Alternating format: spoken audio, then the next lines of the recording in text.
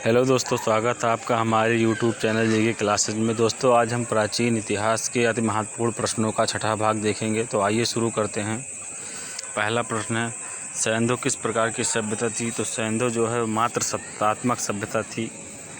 दूसरा प्रश्न है, सैंधववासी किस प्रकार के वस्त्रों का उपयोग करते थे? तो सैंधववासी जो है सूती और ऊनी वस्त्रों का उपयोग करते थे। तीसरा प्रश्न है, सिंधवासी किस प्रकार के बर्तन बनाते थे? तो सिंधवासी जो है काले रंग से डिजाइन की हुई लाल मिट्टी के बर्तन बनाते थे। चौथा प्रश्न है, सिंधु सभ्यता में कहाँ युग्म समाधियाँ मिली है?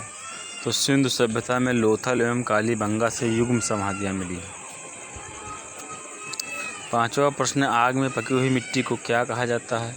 तो आग में पकी हुई मिट्टी को टेराकोटा कहा जाता है। छठा प्रश्न है, वैदिक काल का विभाजन कितने भागों में किया गया?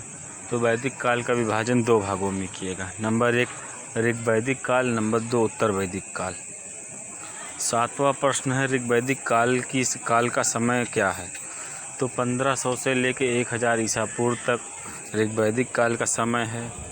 और आठवां प्रश्न देखते हैं, तो उत्तर वैदिक काल का समय क्या है? तो उत्तर वैदिक काल का समय 1000 ईसा पूर्व से लेकर 600 ईसा पूर्व तक है। नौवां प्रश्न है, मैक्स मूलर ने आर्यों को कहाँ का निवासी बताया है? तो मैक्स मूलर ने आर्यों को मध्य एशिया का निवासी बताया है। आर्यों द्वारा विकसित सभ्यता कैसी सभ्यता थी? तो आर्यों द्वारा विकसित सभ्यता ग्रामीण सभ्यता थी। 11वां प्रश्न है, आर्यों की भाषा क्या थी? तो आर्यों की भाषा जो है वो संस्कृत थी। 12वां प्रश्न है, वशिष्ठ किस प्रकार के पुरोहित थे? तो वशिष्ठ जो है रूढ़िवादी प्रकार के पुरोहित थे। 13वां प्रश्न है, विश्वामित्र किस प्रकार के पुरोहित थे? तो विश्वामित्र जो है ये उदारवादी प्रकार के पुरोहित थे। 14वां प्रश्न देखते हैं, ऋग्वेद में किस तरह के न्यायाधिकारी का उल्लेख है? तो ऋग्वेद में किसी भी प्रकार के न्यायाधिकारी का उल्लेख नहीं।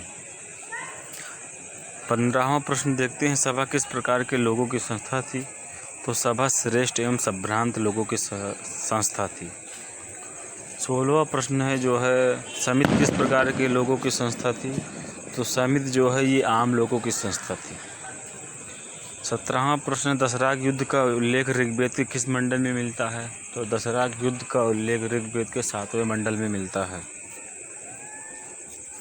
19वां प्रश्न है, आर्यों का समाज कैसा था? तो आर्यों का समाज जो है ये पितृसत्तात्मक समाज था।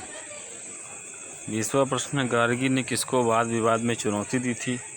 तो गार्गी ने जो है वाद विवाद में याज्ञवल्क्य को चुनौती दी थी। 21वां प्रश्न है, वैदिक काल में जिंदगी भर अविवाहित रहने वाली स्त्रियों को क्या कहा जाता था? तो वैदिक काल में जिंदगी भर अविवाहित रहने वाली स्त्रियों को अमाजु कहा जाता था। 22वां प्रश्न, आर्यों का मुख्य पेय पदार्थ क्या था? तो आर्यों का मुख्य पेय पदार्थ जो है ये सोमरस था। 23वां प्रश्न, आर्य मुख्यतः कितने प्रकार के वस्त्रों का उपयोग करते थे? तो आर्य मुख्यतः 3 प्रकार के वस्त्रों का उपयोग करते थे। नंबर 1 वास, नंबर 2 अधिवास और नंबर 3 नीवी। आर्यों के द्वारा कौन सी धातु खोजी गई थी? तो आर्यों के द्वारा लोहा खोजा गया था, जिसे श्याम अयस्क कहते थे।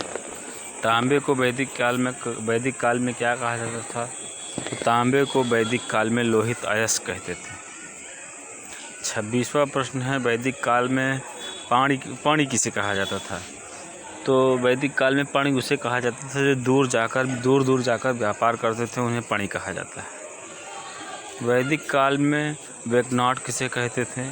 तो वैदिक काल में वैज्ञानिक उसे कहते थे जो सूद पर पैसा देने का काम करता था, अर्थात सूदखोर को कहते थे वैज्ञानिक। 28वां प्रश्न, वैदिक काल में मनुष्यों और देवताओं के बीच मध्यस्थ का साधन कौन था?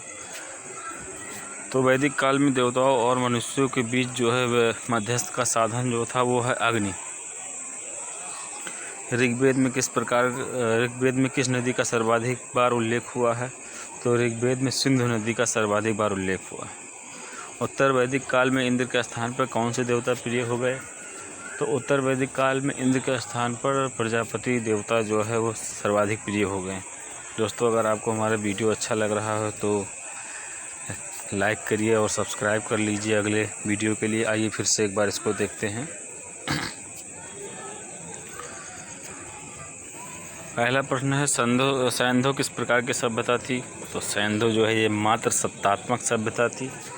दूसरा प्रश्न है सैंधववासी किस प्रकार के वस्त्रों का उपयोग करते थे? तो सैंधववासी सूती और ऊनी वस्त्र का प्रयोग करते थे। तीसरा प्रश्न है सिंधवासी किस प्रकार के बर्तन बनाते थे? तो सिंधवासी जो है काले रंग से डिजाइन की हुई लाल मिट्टी के बर्तन बनाते थे। चौथा प्रश्न है सिंधु सभ्यता में कहाँ युग्म समाधियाँ मिली है? तो सिंधु सभ्यता में जो है लोथल एवं कालीबंगा से युग्म समाधियाँ मिली है। पांचवा प्रश्न है आग में पकी हुई मिट्टी को क्या कहा जाता है? तो आग से पकी हुई मिट्टी के बने हुए बर्तनों को टेराकोटा कहते हैं। वैदिक काल का विभाजन कितने भागों में किया गया है? तो वैदिक काल का विभाजन 2 भागों में किया गया है। नंबर 1 ऋग्वैदिक काल, नंबर 2 उत्तर वैदिक काल। सातवां प्रश्न है ऋग्वैदिक काल की समय सीमा क्या है? तो ऋग्वैदिक काल की समय सीमा 1500 ईसा पूर्व से लेकर 1000 ईसा पूर्व तक है। आठवां प्रश्न है उत्तर वैदिक काल का समय सीमा क्या है? तो उत्तर वैदिक काल का समय सीमा जो है 1000 ईसा पूर्व से लेकर 600 ईसा पूर्व तक है। 9वां प्रश्न है मैक्स मूलर ने आर्यों को कहाँ का निवासी माना है? तो मैक्स मूलर ने आर्यों को मध्य एशिया का निवासी माना है। 10वां प्रश्न आर्यों द्वारा विकसित सभ्यता कैसी सभ्यता थी? तो आर्यों द्वारा विकसित सभ्यता ग्रामीण सभ्यता थी। 11वां प्रश्न है आर्यों की भाषा क्या थी? तो आर्यों की भाषा संस्कृत थी। 12वां प्रश्न है वशिष्ठ किस प्रकार के पुरोहित थे? तो वशिष्ठ जो है रूढ़िवादी प्रकार के पुरोहित थे। 13वां प्रश्न है विश्वामित्र किस प्रकार के पुरोहित थे? तो विश्वामित्र जो है ये उदारवादी प्रकार के पुरोहित थे। 14वां प्रश्न दोस्तों देखते हैं क्या है, ऋग्वेद में किस तरह के न्यायाधिकारी का उल्लेख है? तो ऋग्वेद में किसी भी तरह के न्यायाधिकारी का उल्लेख नहीं है। 15वां प्रश्न है सभा किस प्रकार के लोगों की संस्था थी? तो सभा श्रेष्ठ एवं संभ्रांत लोगों की संस्था थी। 16वां प्रश्न समिति किस प्रकार के लोगों की संस्था थी? समिति आम लोगों की संस्था थी। दशराग युद्ध का उल्लेख ऋग्वेद के किस मंडल में है? तो दशराग युद्ध का उल्लेख ऋग्वेद के 7वें मंडल में है। दशराग युद्ध किन के मध्य लड़ा गया? दशराग युद्ध सुदास एवं 10 जनों के मध्य लड़ा गया।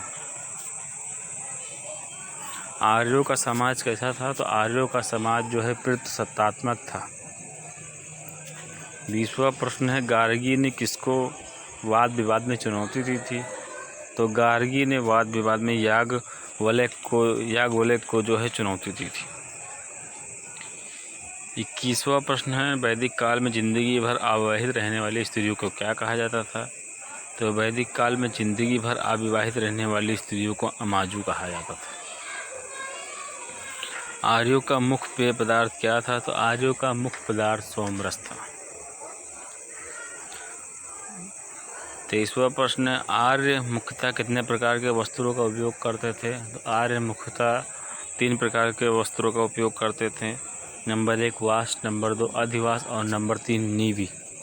नीवी जो है ये अंदर पहनने वाले कपड़े को नीवी कहा जाता था। 24वां प्रश्न आर्यों के द्वारा कौन सी धातु खोजी गई थी? तो आर्यों के द्वारा खोजी गई धातु जो है लोहा था, जिसे श्याम अयस्क कहते थे। 25वां प्रश्न तांबे को वैदिक काल में क्या कहा जाता था? तो तांबे को वैदिक काल में लोहित अयस्क कहते थे। 26वां प्रश्न है वैदिक काल में पणि किसे कहा जाता था? तो वैदिक काल में पणि उन्हें कहा जाता था जो दूर दूर जाकर व्यापार करते थे, उन्हें ही पणि कहा जाता था। वैदिक काल में व्यकनाट किसे कहा जाता था? वैदिक काल में व्यकनाट उसे कहा जाता था जो ब्याज पर पैसा देता था, अर्थात सूदखोर को ही वैदिक काल में व्यकनाट कहा जाता था। 28वां प्रश्न है वैदिक काल में मनुष्यों और देवताओं के बीच मध्यस्थ का साधन कौन था? तो वैदिक काल में मनुष्यों और देवताओं के बीच मध्यस्थ का साधन जो था वो था अग्नि। 29वां प्रश्न ऋग्वेद में किस नदी का सर्वाधिक बार उल्लेख हुआ है? तो ऋग्वेद में सर्वाधिक बार सिंधु नदी का उल्लेख हुआ है। 30वां प्रश्न है, उत्तर वैदिक काल में इंद्र के स्थान पर कौन से देवता प्रिय हो गए? तो उत्तर वैदिक काल में इंद्र के स्थान पे जो है ये प्रजापति देवता थे, वो प्रिय हो गए। दोस्तों वीडियो कैसा लगा बताइएगा कमेंट करके, और